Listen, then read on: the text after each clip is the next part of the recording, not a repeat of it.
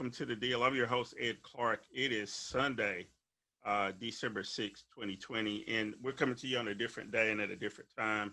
This special edition of the deal. Obviously, things have been crazy over the last month since the election. It's hard to believe it's been a whole month since the election of Joe Biden as president, and we're fortunate to have again back with us our regular Val Atkinson. And Val, just for you, I got up this morning, I was looking through my closet, and I found your favorite T-shirt with your favorite person on it, Mitch McConnell.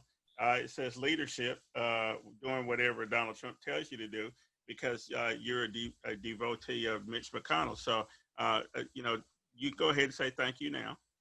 Well, yeah, I want to say thank you. All right.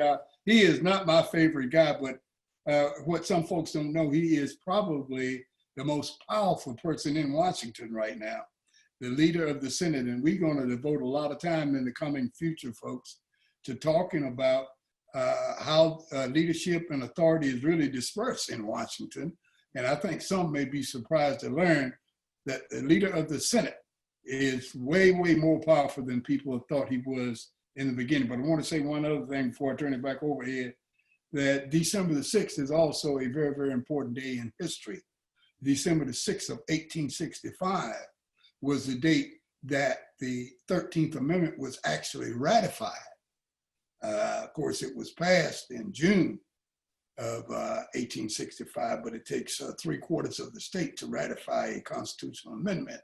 And that was done on December the 6th. So one of my good friends and a member of the Fourth Circuit Court of Appeals at the federal level, my fraternity brother, James A. Wynn in Kappa Alpha Psi, he touted that for many, many years, and he still talks about it now, that is the real date for us. It is not Juneteenth. It is not some day in April, either the 9th or the 12th, when the Civil War ended. It is actually the 6th of December when the 13th Amendment was ratified that outlawed slavery in the United States of America. So happy birthday to all of us. Well, Val, every time you come on here, we get a history lesson. I mean, I bet you 99.999% of everybody who's going to watch this, or not even going to watch it, who just woke up today, had no idea of that, and that's an important history fact. And I think it's a good jumping off point here for let's just talk about history real quick about the influence of the Senate and how over time that's become actually much more important than anything else, because I want to have a discussion about how important Georgia is going to be in those two special Senate races that are runoff elections that are going on in Georgia. When the whole institution of Congress has started, the Senate, they were appointed people. They weren't elected, and eventually they became elected people. And since then, the country has grown tremendously as well. We have now 50 states. And there is one state or two states that don't even have, maybe it's more than that. There's a lot of states that don't even have 1 million people. Wake County has 1 million people. Wake County, North Carolina has over 1 million people. Mecklenburg County, North Carolina has over 1 million people. The Triad area has over 1 million people. And there are multiple states that don't have 1 million people, but they have 2 senators. State of California has nearly 40 million people. They have 2 senators. State of New York and state of Florida have 20 some odd million people. They have 2 senators.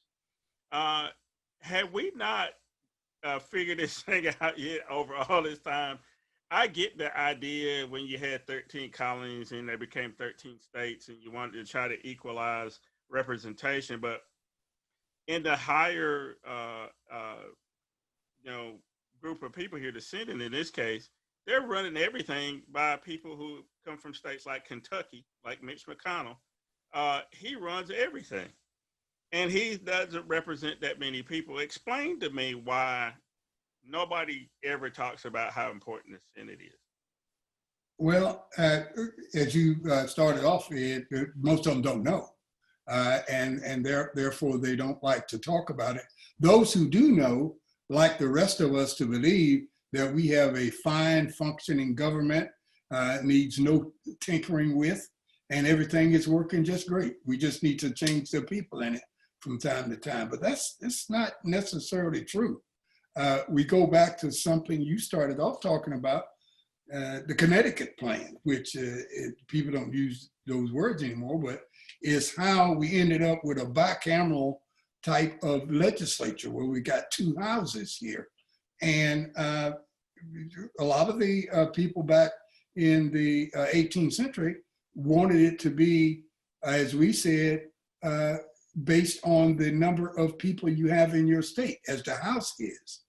And then some said, in New Jersey in particular, said, no, I think it all ought to be equal representation.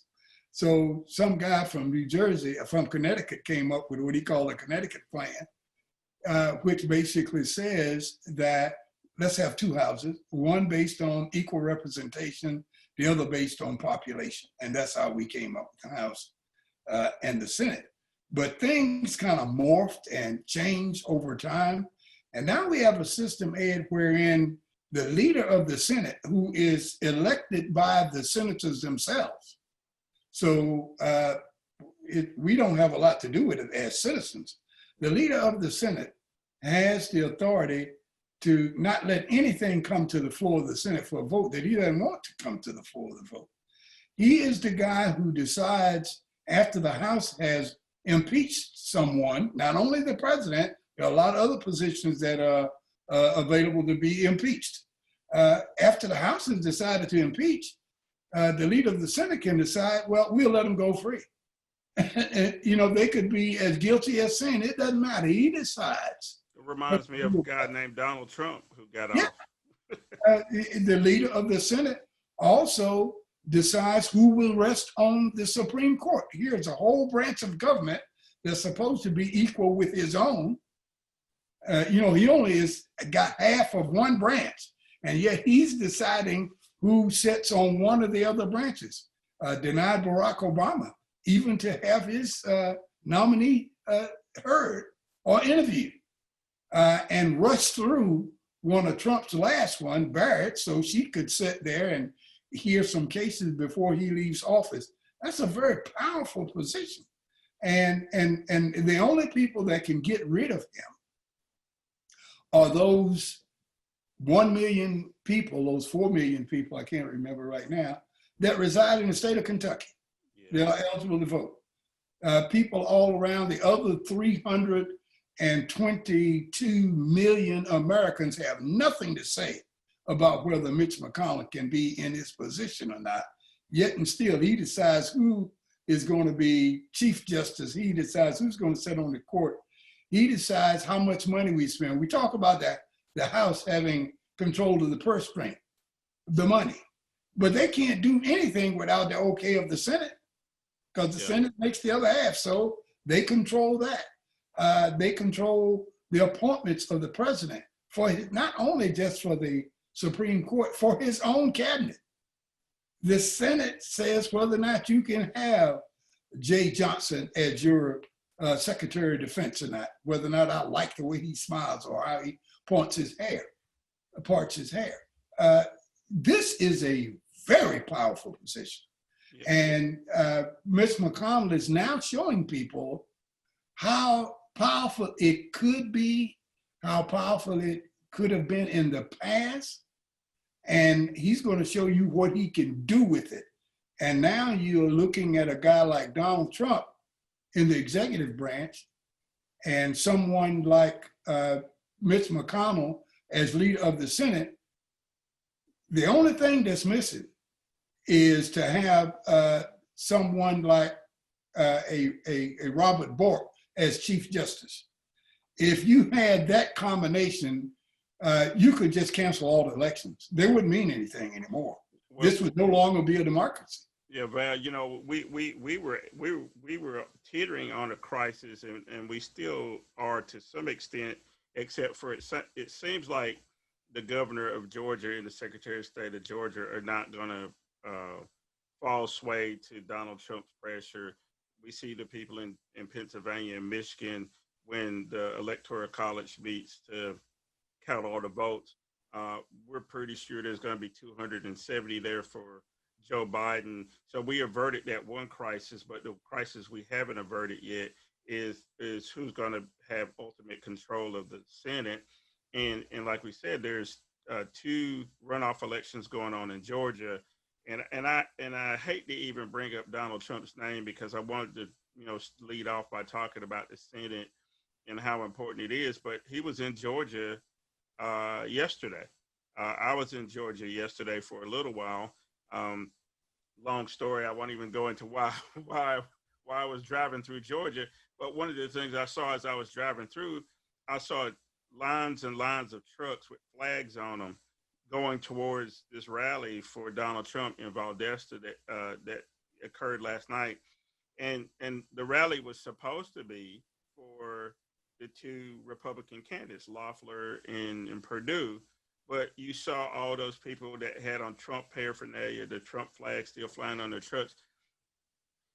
What is the message that the Republican leadership is getting from Donald Trump's continued intrusion into, Republican politics when he's a loser? He's lost.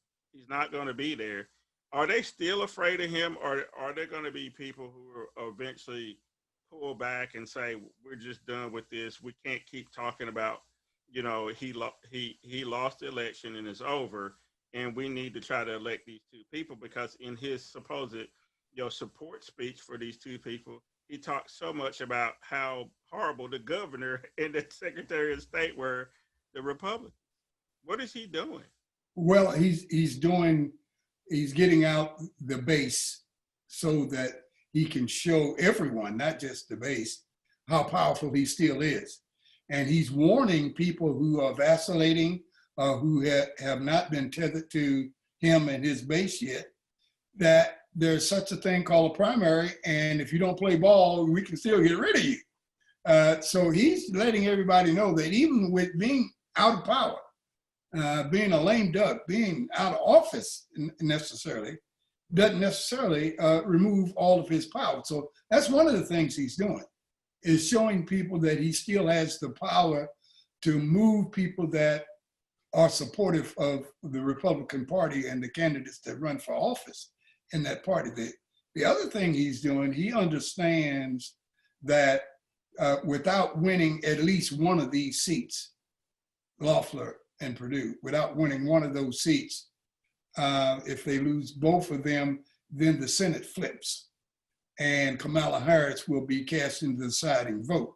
And Mitch McConnell will no longer be the leader. And I just outlined how important that is. So that's what he's trying to do. I don't think that he has that in mind as number one in his mind. Number one in his mind, he still believes that there's a possibility that he can overturn this election. And so he's just, he doesn't know how to say, I lost, I give, as we used to say as young folks. He doesn't know how to submit. Well, Val, as crazy as that sounds, it does appear that he believes that he can still overturn this thing. Like I said, I wanted to start out by talking about the Senate because I think that those two races in Georgia are critical. If Schumer can become the leader of the Senate and finally get Mitch McConnell out of the way, even if it only lasts for a couple of years, it's better than having the whole Biden term, where you have to deal with the Mitch McConnell.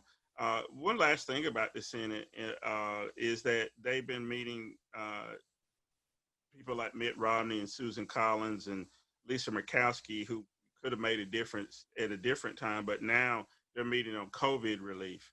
And they're talking about maybe now a $900 billion bill, not the $2 or $3 trillion bill.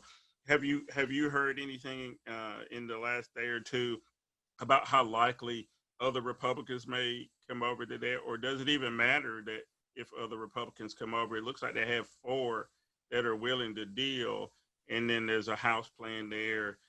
Is there going to be any COVID relief for people? Well, the thing about it is you have to go back to Mitch.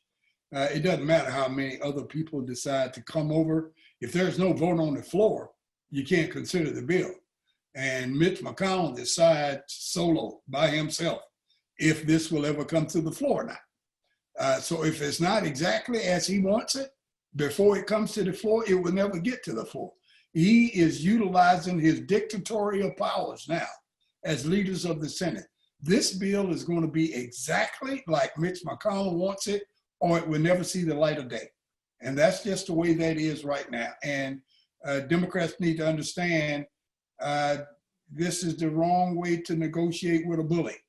You can't do this because he knows he's got all of the power. He's waiting for you to come up with a plan that he totally endorses, and then he can go around claiming it's a bipartisan plan. He's just trying to get you on board to his plan so he can say it's bipartisan, but he'll never allow you to get your plan through because he'll never let it come to the floor. I hear you. This is a good place for us to take a break. When we come back, I want to talk about COVID, Val. You know, the numbers aren't good, but there are some vaccines on the horizon. The UK just approved the vaccine. There's some vaccines that look like will be distributed within the coming weeks here in the United States, but it's a long road to go. So everybody stay right there. When we come back, we're going to talk about COVID and a whole bunch of other stuff. You're watching The Deal with Val Atkinson and Ed Clark. We'll be right back. Because the fight isn't over yet. You will see me choose to protect my community by wearing a face cover. And even with my face covered, you will see me. As a son. As a man with a never quit attitude. As a fighter for change. Join me in wearing a face cover. To help stop the spread of the coronavirus. Because this is one small act of kindness that has the power to make a big difference. And welcome back to The Deal. I'm your host, Ed Clark. This is a special Sunday, December 6th edition, 2020 of The Deal. You know, things been crazy since the election, so we took a couple weeks off, and we're trying to get back on track. And this week, we want to talk about a number of different things. And before we left on the break, we had, of course, Val Atkinson in with us, who's here with us every week. We were talking about the Senate and the importance of the Senate, and one of the things the Senate's taken up is a COVID relief bill, or maybe not. It's up to Mitch McConnell. It's up to Val's friend Mitch McConnell from Kentucky, whether or not a bill actually gets introduced and people get some relief. But it brings up an interesting thing, Val. The number of people dying and hospitalized and being diagnosed with COVID is actually higher now than when New York was going through its, crisis at the beginning. And at the time, people in the hinterlands like North Dakota and Iowa and Montana, they didn't care because it appeared that it was only people in blue states. Now there's people in red states, Mississippi, Alabama, all these other places, Arkansas, where the numbers are astounding. Florida, the numbers are astounding. And some of those governors still refuse to do anything like universal masking mandates and those kind of things. I risked my life this past week. I was down in Florida to attend to some business, and luckily I did not have to have an interaction with the public. However, as I was driving by, Val, I would see lines at restaurants and at clubs and people going to Disney and all kind of stuff that I can't believe. Why is it that, let's start first with, why is it that in America we have not seemed to be able to do the simple thing, which is stop killing our neighbors? Well, starting at the beginning of this, Ed, we are a very individualistic country, practicing a very individualistic culture here. You can go all the way back to the beginning.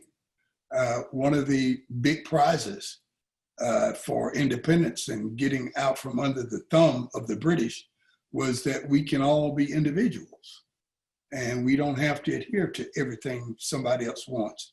You can see that play out in everyday life, Ed, when we go to stores, our retail shops, and it's not all Burger King where you used to say, I want it my way, but it's in every place. You says, well, I want sprinkles on the top, somebody come to the line and say, I want exactly what that lady had without the sprinkles. Somebody says, hey, well, can you put mine in a cup instead of on a cone?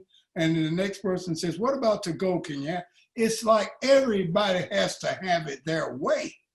That's how we have come up to know who we are as a nation. We expect that. Retailers expect customers to behave that way. And if you want to stay in business, you've got to accommodate them. So we started early, wanting everything our way. So when people came out and started talking about wearing masks and standing in line 6 feet away from the next person, that was an anathema. You can't do that. I'm an individual. I'm an American. You can't tell me that I got to wear a mask or I got to stand this distance. It just doesn't work. So we were the wrong people to really take advantage of the things that work best against COVID-19. And we're paying for it now.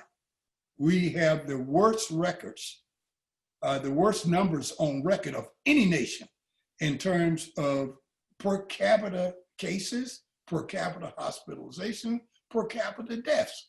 We're number one. We always wanted to be number one. This is something you don't want to be number one in. So it's the work, and it's because of who we are, the type of culture that we practice, and what our history has been in terms of the way we live.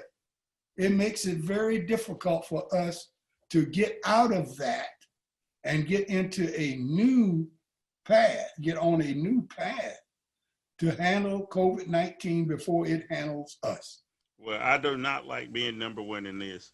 I want to remind folks, if you're watching this, that's Val Atkinson. I'm Ed Clark. This is the deal. We're here on a Sunday, December 6, 2020. And we're talking about COVID-19, which Dr. Birx and Dr. Fauci and Dr. Redfield and even the Surgeon General all said that it was going to be worse in the fall and winter than it was even in New York. People continue to ignore it. Governors like DeSantis in Florida, Abbott in Texas said, who cares? And now the deaths are just tremendous. I mean, 2,000 and 3,000 people a day dying from this, but there's a vaccine on the horizon. And the vaccine came about in a very quick manner. No vaccine, I don't think, has ever started out in February and then by, November of the same year been supposedly available for distribution. So let's talk about something real, Val. We know that people are going to have to be vaccinated if we're going to do something about this, or we're going to have to suffer maybe millions of deaths to get herd immunity, right? To get enough people to have been exposed, but that requires either everybody to be vaccinated or to be dead. So we're working on the dead part.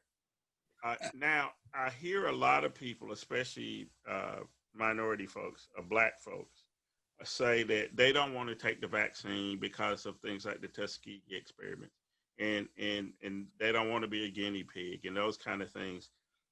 Can you clear up for me why those arguments don't hold water at this point? Because I know there are African Americans who have been in the studies. I know there was African American doctors working on and researchers working on these vaccines. How do you allay those fears that people have so that we'll quit having to have these funerals for whole entire families? I'm not sure that it's possible at this point, Ed, to do that. I here again invoke the words of George Will when he says that you can't use logic to move someone from a position that they arrived at illogically, and it is illogically come about for some of us to take the position that we do about the vaccine. I would say this though, if you don't want to do it for yourself, do it for your family, do it for your friends, do it for people that may come after you. If you think that they are using you as a guinea pig, be a good guinea pig. And let's go do it anyway. Guess what?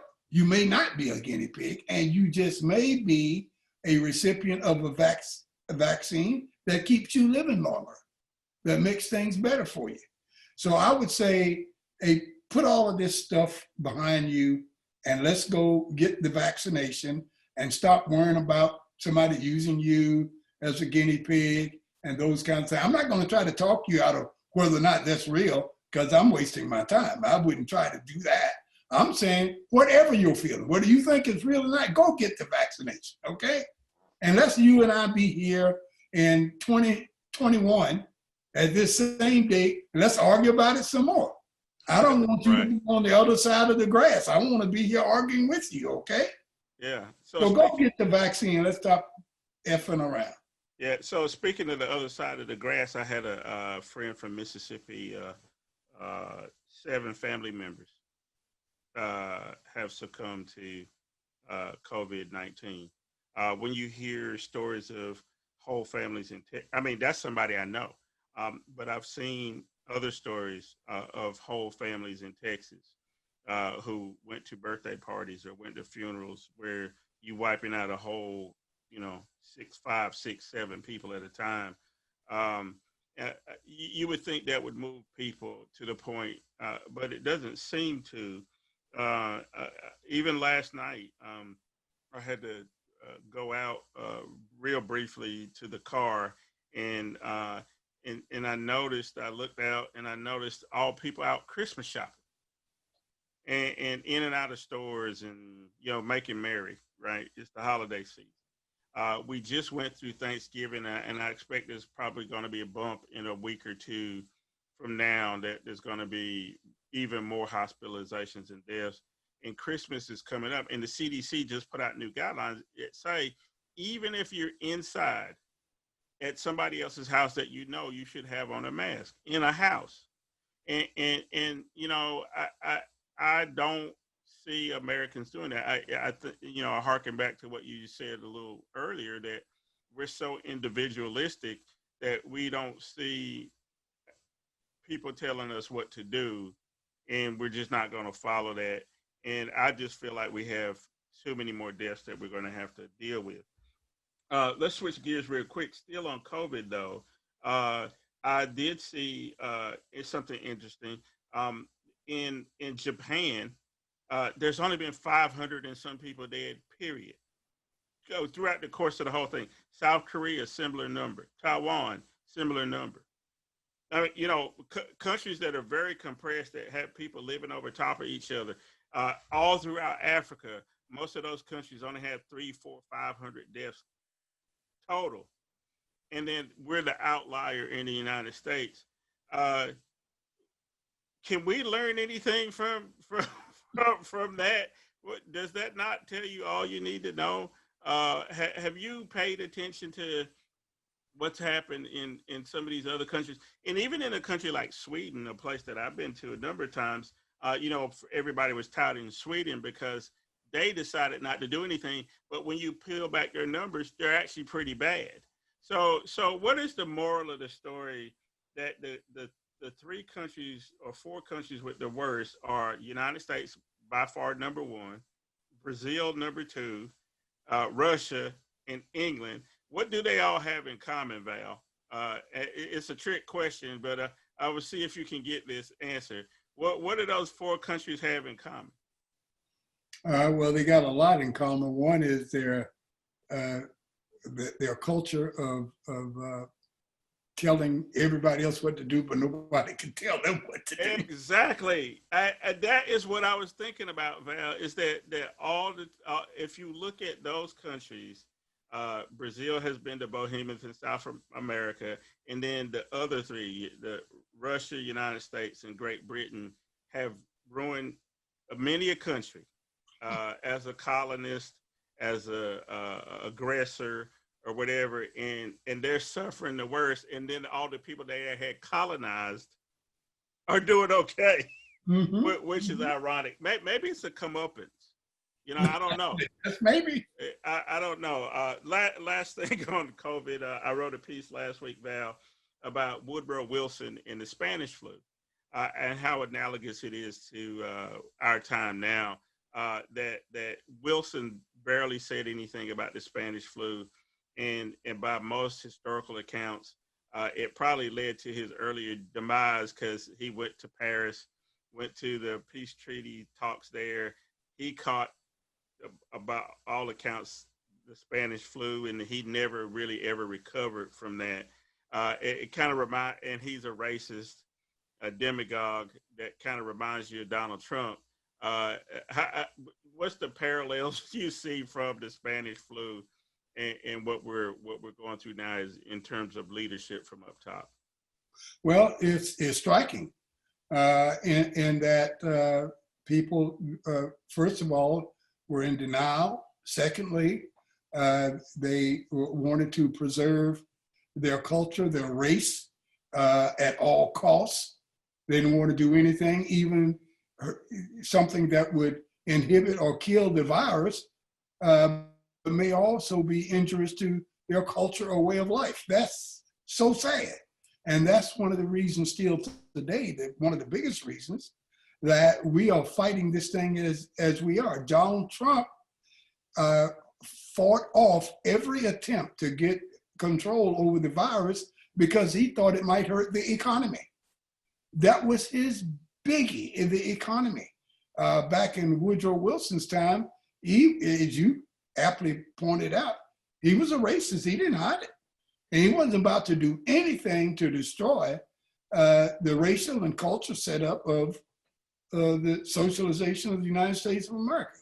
So these people, they have things that drive them so hard that they will not allow something as serious as a pandemic to remove them from that driven force that they have. In Donald Trump's case, it's money. And he didn't care about lies, about the health of the country or anything else. It was all about the dollar. And now we all are paying the price for it. Yeah, we're definitely paying the price. You know, Val, this is a good place for us to take another break, and then we'll come back for our last segment. But when we wrap up, I do want to make sure that we talk about what do we have to look forward to in this Biden administration. He's starting to give names of people who are going to leave particular departments, and he's talked about some policy stuff. However, I think what's more important to me is, what do you think about how he's going to be able to get off the ground and get running because of all the delays that Donald Trump has put in his path? So everybody stay right there. You're watching The Deal with Ed Clark and Val Atkinson, and we'll be back after these messages. Our fight against coronavirus isn't over. Let's wear face masks in public. Stay 6 feet or more from others. Follow state and local guidelines. And wash our hands frequently. Let's move forward together. Learn more at coronavirus.gov. 150 over 90. 180 over 111. 160 over 110. I had a stroke. Your blood pressure numbers could change your life. Lowering them could save you from having a stroke. If you've stopped your treatment plan, restart it or talk to your doctor about creating one that works better for you. Start taking the right steps at manageyourbp.org. Now I'm, trying to get better, stronger than ever. And welcome back to The Deal. I'm your host, Ed Clark. That guy over there is Val Atkinson. We're talking all things politics and trying to make sense of the world on Sunday, December 6, 2020. If you just joining us, we've been talking about a number of things. Please, folks, let other folks know about The Deal. We do this out of our, I don't know, Val, sense of wanting to get information to people, reliable information, that kind of thing.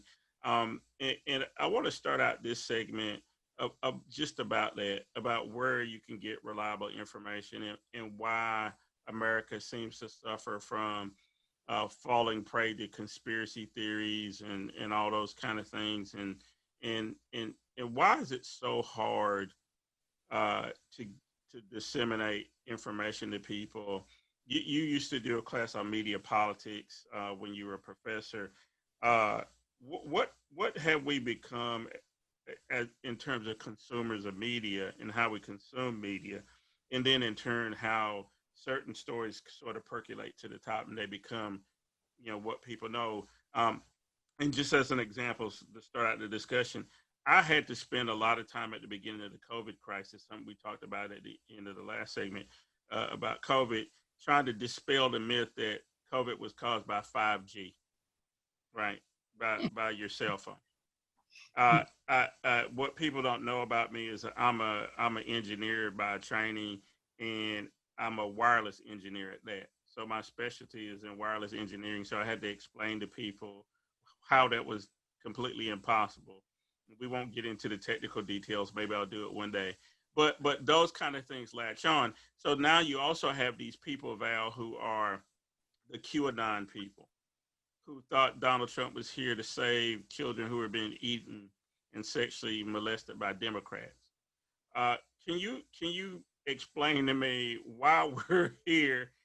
This is supposed to be the 21st century. We're supposed to be a lot smarter. We got all these things that, outlets for news and stuff. Why do these things percolate to the top and hold sway with people? Well, it's always been there.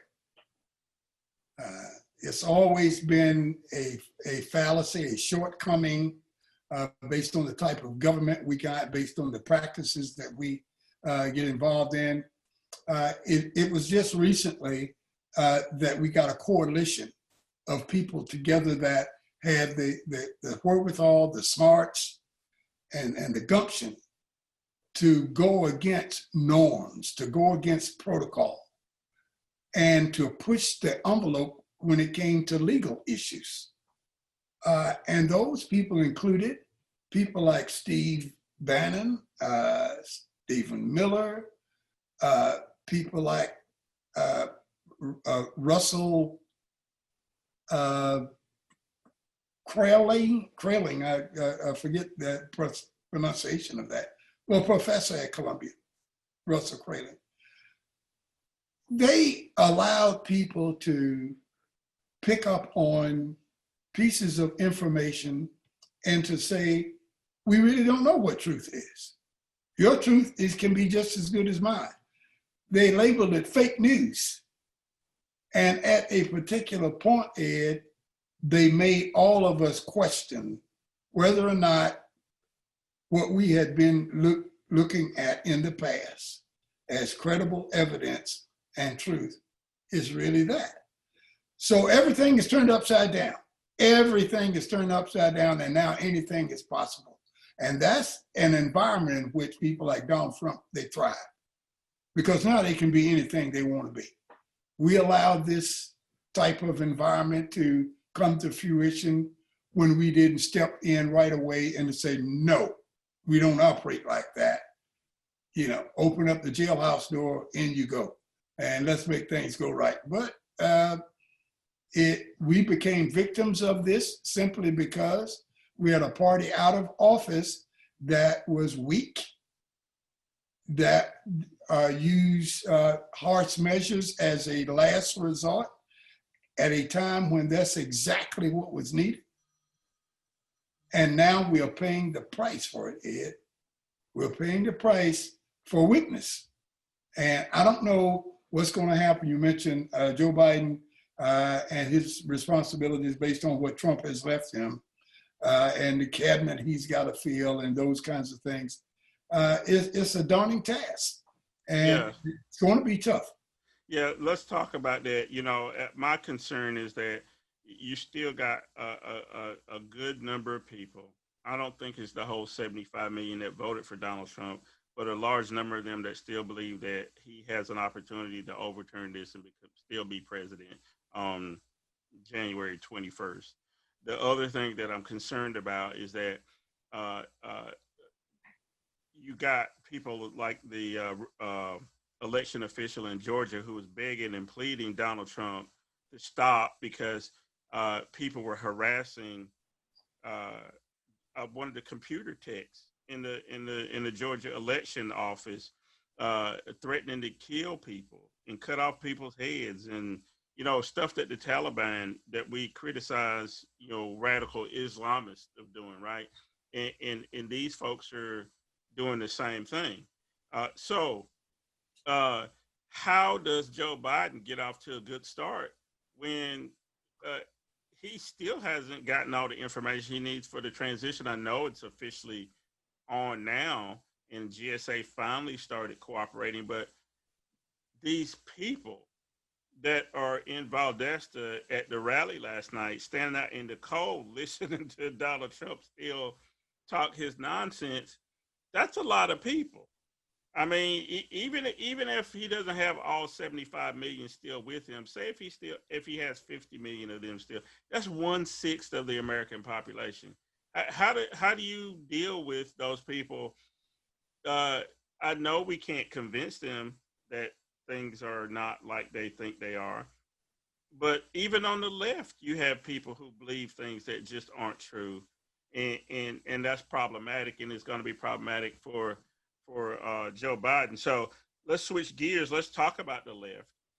One of the things I saw in the last few days is apparently there are some black folks that aren't happy with so far the things that Joe Biden has left for black folks, people he's appointed or talked about appointing. What does Joe Biden owe black people? He owes them everything, because if it wasn't for the black people that Clyburn got together in the primary that hit South Carolina, Joe Biden would maybe not have made it through the primary, much less talking about a general election. He owes them everything. The black people turn out in very, very high number all over America, and they gave him the election. So he owes them everything. I have looked at some troubling probabilities online in the last couple of days that leave out any new high appointments for African Americans. And if that be the case, the two plums that are left have to do with defense and the AG, Attorney General. And if African Americans don't get either one of those, we're left with not a lot for the amount that we gave. And people are not going to like that. It's going to make things very difficult for Biden moving forward. So I don't know what's going to happen. I don't know who has his ear right now, but it appears right now that the winners so far, and we have to emphasize that word, so far have been women and Hispanics. And we don't have a lot of African-American representation at the key spots in government. And frankly, Ed, I don't see him putting a black in either of those two positions. Jay Johnson would be a good choice for defense. He has the background. And of course, there are any number of African Americans who would do very, very well at the AG post. As Clyburn said, he's got a list that goes 10 deep for every position that Joe Biden has to fill out his cabinet. So there's any number of people that we could put in. You could go back and do retreads with Lynch, yeah. Yeah, that's right. You could do that if you like, and not to mention all the others that are out there as possibilities. Even Stacey Abrams, which I don't think she would be interested. Yeah. Let's mention her name. But he's got to put an African American in one of those two positions, maybe both, in order for African Americans to feel that, okay, you did well by us.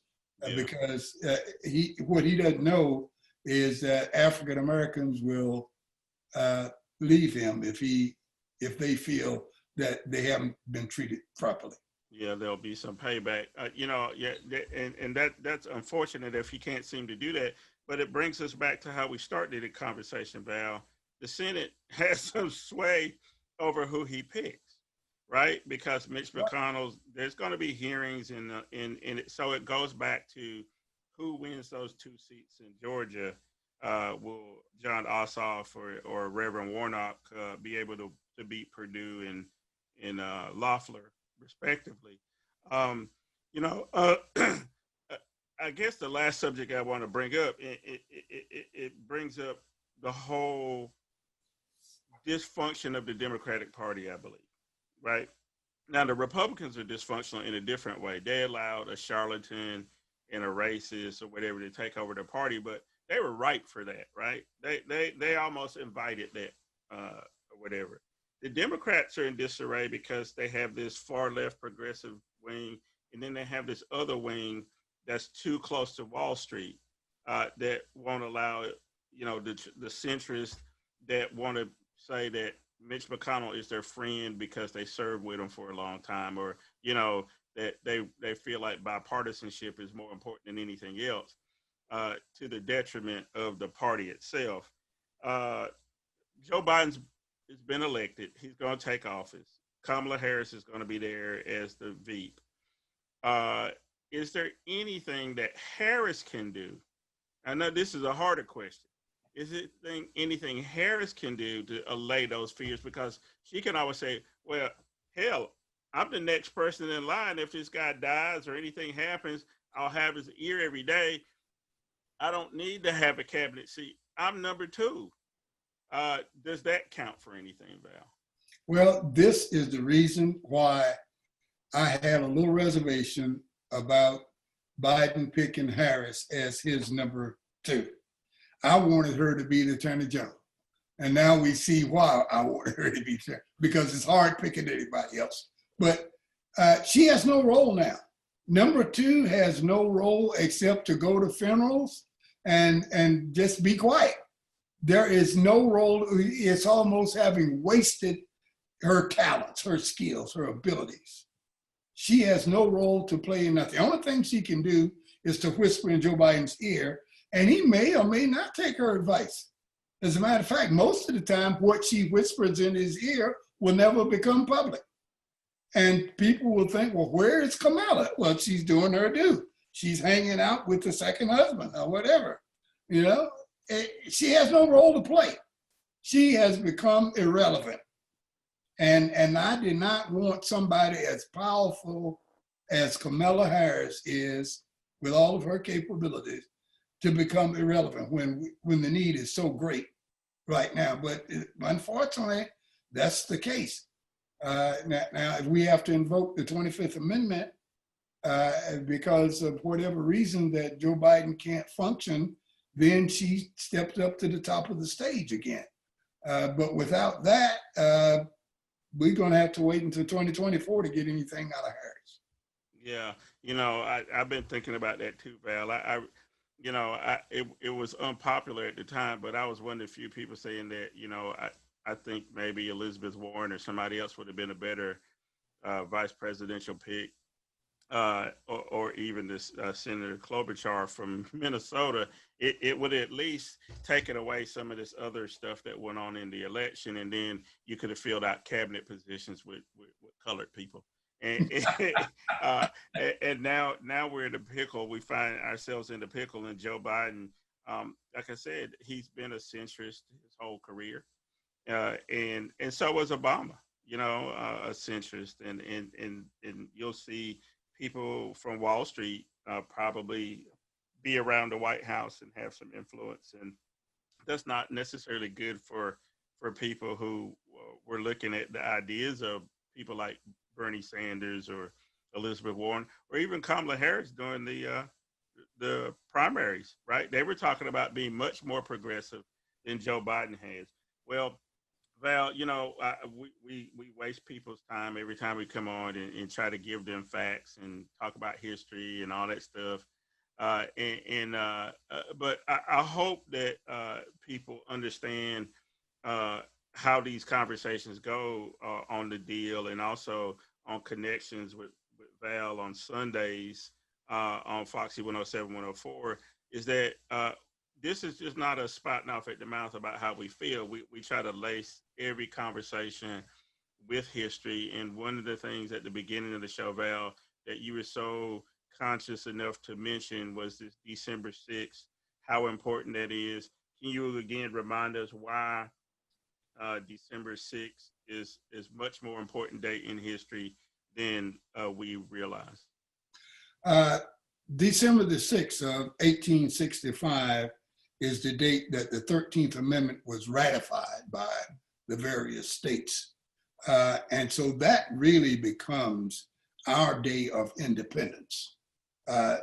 Notwithstanding, not taken away from Juneteenth or the day that January the 31st, when the House passed the 13th Amendment, not taken away from any of that. But the reality of it is no amendment becomes law until it is ratified. So I can't take credit for that, Ed. Appellate court judge from the Fourth Circuit Court, James A. Wynn Jr., was the one. He used to tout that when he was on the Court of Appeals and Supreme Court right here in the good old state of North Carolina. He used to push the fact that we need to start trying to make December the 6th the African American Day of Independence. And I was with him on that for a long time. And I think we ought to start giving it some credence now that people are looking at Juneteenth, and a lot of people outside of our community understand and respect Juneteenth. Let's move them now on to the real date of independence. And it's not for them to elevate it or support it. It is for us to celebrate our own history and let them catch up if they will, but it ain't for them, it's for us. So, December the 6th is the day of the independence from slavery here in the United States of America. So that's why December the 6th is such an important date. Well, there you go. And I hope folks get that and pass that message along. And Val, I will definitely be more conscientious about talking about that in the future, because you're right, it is important. And one of the things we don't do is we may know historical facts, but we don't disseminate them like we should, and sometimes things get miscommunicated or misunderstood. And this is what this forum is about here on The Deal. So, as I always do, I ask you, what do I have to look forward in the coming week that should make me feel better? Donald Trump is still running around the country saying that he's going to either get the Supreme Court or he's going to mess up the Electoral College. I know that in the next few days, there are going to be people meeting to validate these election results. How far are we off? What are the last few dates of this election cycle that we need to be aware of? I've got some notifications for Crooked Dice. Well, we are off just a few days. In 2 days, we have the Safe Harbor Day. That's December the 6th. That's when the electors get together to make sure there are not going to be any problems that need to take place before the date of the actual electoral election, which is December the 14th. The next day of consequence, of course, is January 3rd. That's when the 118th Congress takes their seat from this past election. The next critical date after that will be January 5th, actually, when the runoff election in Georgia takes place for the U.S. Senate. And then on January the 6th is when the vice president reads the result of the Electoral College to the joint session of Congress. And then on January the 20th is the date that the inauguration takes place for the 46th President of the United States, the Honorable Joseph Biden. Let's hope it goes that way. Yeah, let's hope it goes that way. All right, so you know me, I'm an eternal pessimist. I think the world's about to implode. So you tell me something good that's going to happen in the coming week or weeks that we need to look forward to. Something we can look forward to is a new book that's out. I used to give these book reviews, so I'm going to combine them into one, a book review, and something that people can look forward to in the next week that's going to make them feel good. It's a book by one of my favorite journalists, Rachel Maddow, and the book is entitled Bag Man, and it's talking about one of your favorite politicians, Spiro T. Agnew. Spiro T. Agnew is from Maryland. He was forced to resign from office under disgrace because of tax evasion and other things. He pleaded nola contendere, which first time I had heard about that, means no contest, means that he can't prove that he's innocent. So it was a plea for people who are not familiar with the law. So they would go about saying, well, he's not guilty. He pled nola contendere. So it was a plea for that. Anyway, he left office under a cloud. And her book outlines that and talks about what are the similarities between Agnew and Trump, and how Trump found his way to be such an a-hole in the day of social media. Yeah. Good book, highly recommended. But that's a good one. Well, Val, what I think we have to look forward to is that there will be continued movement on this vaccine thing. People do not worry about being a guinea pig. There's going to be so many people that need to get this. In the United States, there's 320 some million of us. Here's an opportunity for us to really to go back to normal. If that's what we really want, then we're going to have to become vaccinated. So you'll be hearing people starting to get vaccinated. I think as early as December 16th here in North Carolina that are involved in healthcare. So I know Duke, unfortunately, Duke was setting up their facilities to do that. I saw a good story about that yesterday. So kudos to Duke for being on the forefront of that. I hate to say it, but it is what it is. All right. So like I said, you squandered a whole hour messing with me and Val. We're going to be back next week. I want you to come back, join us next week. You'll also be able to catch us next week on Foxy 107, 104 on Sunday morning at 8 a.m. on Connections.